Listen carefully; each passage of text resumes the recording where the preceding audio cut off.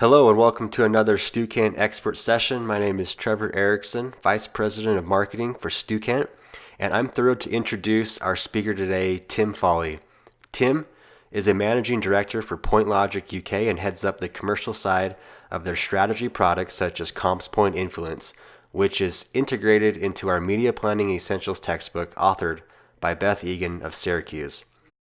Tim is deeply involved in the design of strategic planning tools and also how they can be customized and adapted to suit the specific ideas and approaches of their clients.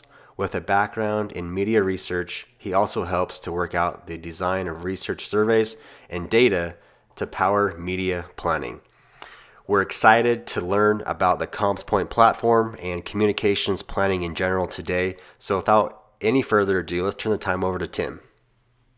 So, as many of you will know, there's a lot of focus these days on sort of systems and AI and the march of the robots and all these kind of things. And one of the kind of most sort of advanced planning tools in the industry at the moment is the sort of the Commspoint platform, and it's used by more than 50 agencies in North America. So it's sort of clearly having a kind of presence in planning, but we kind of like to think it's sort of complementary to planners rather than something that tries to replace them. So what I wanted to do today was to really sort of focus on some of the ways in which it's good to use planning tools, and maybe when we look at that, some of the ways in which it's sort of not so sort of desirable to use them, or ways in which you can kind of position them. So what we have in front of us is the Commspoint tool loaded up with sort of thousands of respondents ready to sort of help us with our planning. And I've built an example, and I really want to just sort of take you through that and look at some of the sort of good and bad things that we can do with sort of planning tools. So maybe if we kind of jump in at the end of the process. So here we've got the plan builder, and I'll kind of explain these things in a little bit more sort of context sort of later on. But effectively, this is kind of what you might think the planning tools are for, which is that I've pressed an optimize button, and it's come back with a sort of plan, and we might be kind of thinking that this is the point where we just sort of say, great, this is my job done by the machine, I'm going to go off and buy this plan, which in this case my $5 million has been allocated to about 3.2 million on TV, something on outdoor, something on online magazines and stuff like that. And I guess that's the point where I would suggest that this is really not the function of planning tools, is you just sort of, you know, press a button and kind of hope. That sort of optimization tends to be the sort of focus in certain demonstrations of tools, but you really want to think about optimization as being sort of just part of the sort of triangulation of building a plan. It's the sort of the kind of the maths inside the machine sort of saying this looks reasonably efficient based on what you've told me, but the maths doesn't always know kind of everything about what we're up to. It doesn't necessarily know maybe what creative exists. It also doesn't sort of know what we've tried before in the past. So we'd very much kind of counsel against people just pressing the button and saying this is what we're going to do with our plan. And really what we want to see is that optimization is just one of the sort of the tools that a system like this can help us with. And we actually really want to be sort of a little bit more kind of complementary to the needs of the planner. So rather than starting here, now I'm going to do maybe what we should do, which is sort of dial all the way back to the start of the process and see the ways in which we can kind of use these tools maybe a little bit more sensibly. And one of the very first things is actually to think about the brief, because, you know, one of the key uses of these systems, ironically, is to help sort of clarify objectives and things like that, because you don't really want to kind of jump in and start talking about sort of costs, reach, those kind of things before you've really considered who we're trying to talk to, and also what we're trying to do with those people as well. So we put quite a lot of emphasis within the sort of Commspoint Influence tool on the sort of briefing process, and so we'll see some of the things that we're going to sort of talk about within that thing. The first one is obviously very important, which is who we should talk to. And again, what we would ask people to do is to think about this sort of quite carefully at the front of the process before we start jumping into all of the various screens, because here I've set up, for a car example, I've set up two audiences. One really just for sort of benchmarking is kind of all US adults, and the second one is to define a slightly sort of older audience, so people 45 to 64. But again, what we want you to be thinking about is it a big audience? Is it a small audience? Is it something that can necessarily be sort of bought when we sort of go further down the path towards implementation? Because you can come up with some sort of great audiences that are psychographic and things like that, but when we get to media planning, can we actually buy those audiences? So the first sort of big tip for sort of planning is to really sort of think carefully about your audiences and the balance between what's insightful from the point of view of planning with what's practical from the point of view of buying and things like that. And wherever you net out on that, Commspoint can kind of help you with that process, because if we sort of click on kind of create here, we can see that it's very easy to do a sort of a very wide range of different audiences. We can define audiences based on some of the more familiar socio-demographic things, like sort of age, gender, education. We can also define audiences based on whether people have got sort of pets, whether they're the main shopper, things like that. So definitely kind of get into kind of creatively using audiences, but keep an eye on the fact that in planning we have to be able to follow these things through to the more sort of tactical end of planning. So if you can create audiences that are also sort of viable, then there's a bonus there. So that's part of the briefing process. And one of the other things that's very important is really just around clarification of objectives, because we shouldn't really be just sort of throwing money at a campaign without really sort of being very clear about what we're trying to do. So generally what we do within the tool is we explore different dimensions of the planning process and the briefing process. And again, there's two things that we're really trying to do. We're trying to settle on what type of effect we're trying to achieve, and at the same time we're also trying to understand if this is a difficult task or an easy task, because that will impact on how much money we might need to spend. Because what we don't want to do is have a very easy task, like a kind of a gentle reminder about a big brand, and spend the same kind of money that we would if we were trying to launch a sort of slightly complex kind of product. So that explains why when you sort of jump into tools like this, you'll see these sort of briefing documents. So there's some obvious things like what the category is, so I tell it what the category is so it can kind of look up the right sort of data, but also things like the kind of duration of the campaign, because from a point of view of calculating things like reach and how much money we need to spend, clearly if it's a longer campaign period, we're going to need to spend more money. So we have to make sure that we kind of impact on those kind of things in the brief. Some of the things that will be slightly less obvious when you look at them. So here we've got a question about how frequently we want to deliver the message. Is it continuous or is it once only? Now that hopefully is the sort of thing that should be kind of quite thought-provoking, because if you've got something like a store opening, you might give yourself quite a long period of time, maybe a few months, to get the message across. But really, we only need to communicate it once in that period. You just need to know that the store is there. Whereas if you're sort of a big brand, like a kind of a sort of a Coke or a Verizon or something, then even if you've got a long period of time, you maybe want to be able to continuously communicate in that time period. And obviously there's a cost to that. So if you want to communicate continuously, you need more money. So again, that's the sort of dialogue that planners have with their clients as a result of filling in some of these sort of briefing documents. Some of the more easy things, is the creative new or is it old? Is the message simple or complex, and things like that. So all these things are important, because the more that we have clarity around the objectives of the campaign, the more we end up with sort of better results further down the track. So these are things about the campaign. We also have information about the sort of the product and its life stage and things like that. So here we're talking about automobiles, so the purchase cycle is annual. Consumers are highly involved in the category. And again, what I'd like you to start thinking about is, in the background, we're generating sort of like response functions and things like that. So we're trying to understand how much we need to spend to get things done. And the more we know that it's a high involvement category, we know that people are going to be listening out for those messages.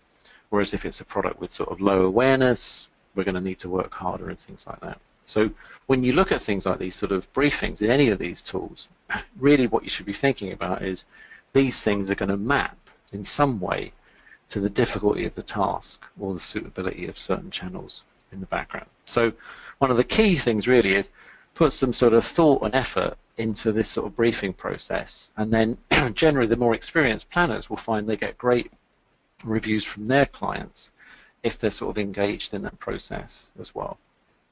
So one of the important parts of that briefing then comes into this area of sort of tasks. So here, one of the things that's very important in the use of these tools is to think about the actual message and the strategy variables that you want to sort of focus on. So here we see a sort of a big list of variables, everything from price, fun, brand affinity, reviews, and opinions.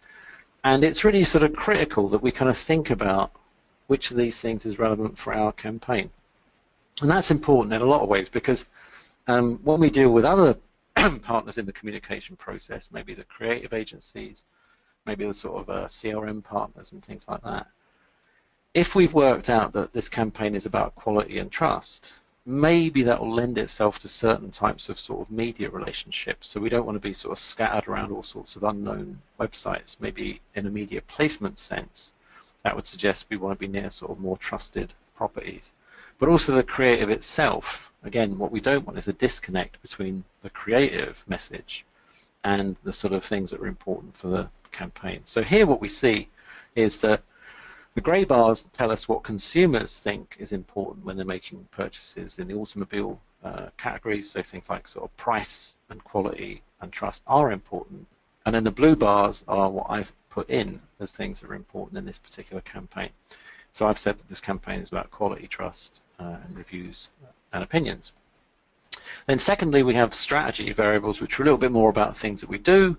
And again, we don't want to try and do everything, so I've been a little bit selective, and I've chosen the objectives of awareness and inspire with ideas. So again, the key thought here is don't try and think you can do everything in a campaign.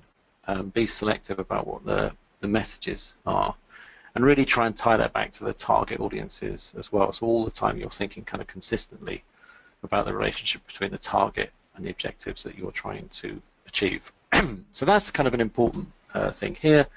And I think in a lot of cases, some of the value that clients and planners get from these systems is really, it sort of almost stops here around sort of the clarification of objectives and things like that. So that's a really important part of planning. Now, the second thing that I was going to sort of talk about, again, because we don't want to jump straight into the optimization, is really about sort of more kind of soft planning outputs. So now that we've filled in the brief and we've got a target, then we can look at things like sort of channel rankings. And again, when you first see this, we see sort of like a whole bunch of channels.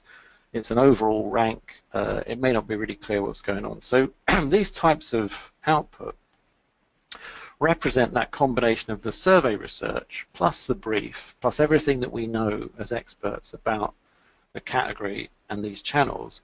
And it sort of pulls together something that says, so for cars, it would be kind of good if we could work on sort of TV, experiential brand events, personal recommendations, online brand content from friends. These are all things that would probably be quite impactful against my specific brief.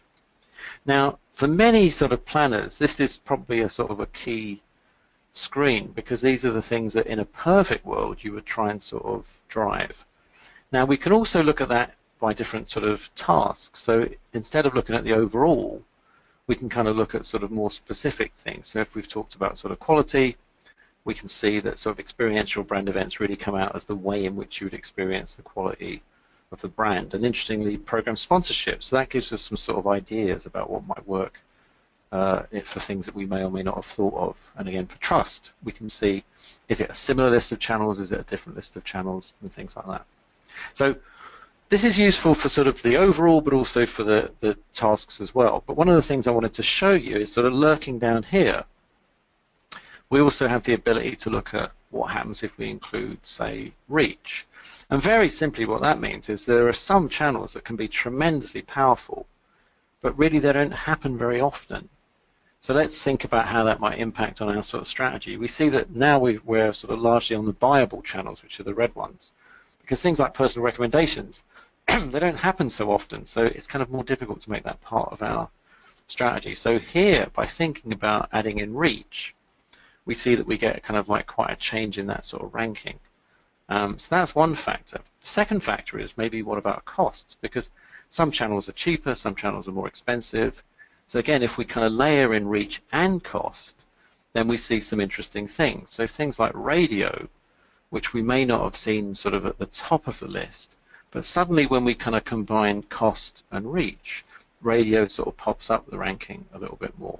So one of the great sort of insights there is don't sort of be kind of too focused on the sort of headline power of channels, but sort of think about this as a process of effectiveness and efficiency, and see how when we layer in those other variables that other channels become more or less effective.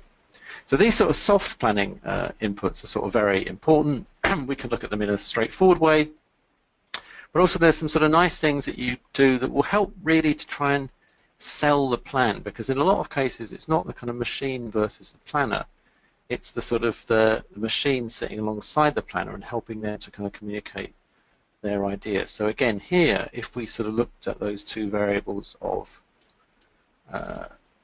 awareness and quality, so we've got the power of awareness along the bottom, and we've got the power to achieve quality up the side. And here we can see a kind of a scatter plot of which channels can do the sort of those different things. And again, this is quite useful because what we can do here is explain why different things are on the schedule. So if we see here, sort of brand company websites are relatively high among the channels that succeed for quality, but relatively sort of mid-table for awareness. But we can kind of explain to the clients why we're putting a big focus on websites because of their ability to drive quality, whereas maybe we're kind of focusing on sort of TV or some of the sort of pre-roll stuff for its ability to do awareness. So that ability to develop a conversation around the differential role of channels is a sort of a key part of tools. And again, not jumping straight into that sort of optimization side of things. So we've kind of clarified the brief, we've looked at some of the soft planning objectives, and if we want to be a little bit more sort of quantitative, then we can also look at things like some of the curves that these tools contain. So here, many people will be familiar with the concept of sort of effective frequency and conversations about whether one exposure is enough and these sort of things. So in the tool, we're able to kind of focus on these different objectives. And within these objectives, we have an effect curve, which is really at the individual level. As I see sort of 1, 2, 3, 4, 5 exposures, what's going to happen in terms of the impact on that variable of awareness or any of the other ones that we sort of choose. And again, without sort of jumping into any kind of optimization, this is a great guide for planning, because here we've got TV and radio, and then we can kind of see that TV is a little bit more powerful, but also it works a little bit faster. So our TV strategy can be based around people seeing it between sort of 2 and 4 times, whereas for radio we can see it sort of builds a little bit more slower. So we're going to need more of a kind of heavy frequency type of strategy. And again, we have that for all of the different channels that are included, so we can look at how sort of newspapers build by adding those in. We can also look at some of the sort of like more non-viable channels as well. So how do things like reviews and recommendations and sort of recommendations and things like that go? So we can see for sort of personal recommendations, we get quite a different shape where what it does very quickly. Because again, you don't need sort of like 4 or 5 people to make a recommendation. You only need sort of 1 or 2. So again, if you are slightly more sort of quantitative, then these are sort of very valuable ways of trying to explain concepts like how many times we want people to see the ads, again, without actually jumping into all of the stuff on optimization and things like that. But we will eventually get to optimization, so if we now sort of drop in here to the plan builder, then we can kind of see where the tool can help us with some of the sort of maths of the thing. So here I've set up a first example for adults, and we're targeting kind of everybody in the adult group, and I've created an optimized plan, and we can look at the results of that optimized plan, and it's kind of saying that it's viable to use sort of like a number of different media, so there's some diminishing returns been going on, it's not kind of jumping into just the one media. There's a mixture of sort of digital and traditional channels, and it kind of likes sort of TV, and it also likes posters and things like that. So you can see on the one hand it's kind of picking up on some of the cheaper channels that are going to deliver against some of the tasks like awareness, and then it's also using some of the more expensive ones like TV as well. So that should give us sort of feedback, rather than being a complete solution. It should give us kind of feedback that A, we shouldn't just be in one media, and B, the different media are doing different effects, and it's good to have a combination of less expensive and more expensive media that can achieve different purposes. So that's the sort of solution for a mass target. Now, some of the things that can become interesting here, I've also built an example here where we can look at the niche target, which is just the sort of the older adults. And what you see sort of, if I go back to the display here, is that because we're now chasing after a smaller number of people, then some of the advantages of TV become a little bit sort of diluted, because now that sort of mass reach is actually generating quite a lot of waste, because there's a lot of people who we're reaching who are less valuable to us. So now TV is still there, but the percentage has dropped down. But what we see is some of the more sort of targetable things, like sort of social networks and things like that, are kind of moving up the ranking. And again, I wouldn't be trying to say buy this actual number of GRPs or money that goes into these things. What I'd be looking to do is to communicate how the narrower the target that we're looking for, the more we're going to start to give budget to these sort of more targeted channels. And again, for clients that are sort of very, very focused on TV, this concept of balancing the audience versus the media is something that's quite powerful to communicate. And there's one final example there where one of the kind of features that the tool has here, if we go all the way back to the briefing process, then there's a question in the campaign where we can talk about whether or not we're targeting, whether or not we value everyone in the target, or whether we only value people who are going to buy in this particular campaign period. Now, I would guess that most of you could probably guess that if you were only targeting active buyers, you would probably spend a little bit more in things like search and stuff like that. And that's sort of what we find out. So the tool is able to provide that kind of feedback. But again, before, when we looked at adults, we were putting a lot of money into TV. Whereas now, if we only target buyers, and again, don't worry about the exact allocations that we're getting, but we see much more of a focus on sort of search, social channels, and things like that. So again, those sort of learnings of thinking about the target, thinking about whether it's people who are in market versus the total target, these are all the types of things that we can get as feedback from the system. And then finally, really, the way that these systems can be used is also just to sort of like bring things to life a little bit. So what that can mean is looking at sort of things like reach. So again, if the client sort of has 3 pieces of creative, we can kind of understand the reach of the individual channels, but we can also understand the reach of sort of combinations as well. And again, this won't be kind of 100% accurate, but it gives us of an insight that if we've got relatively low budgets, in this case between the 2 different forms of outdoor, that maybe the overlap between those things will be relatively small. So you can use these tools to kind of bring to life and tell a story.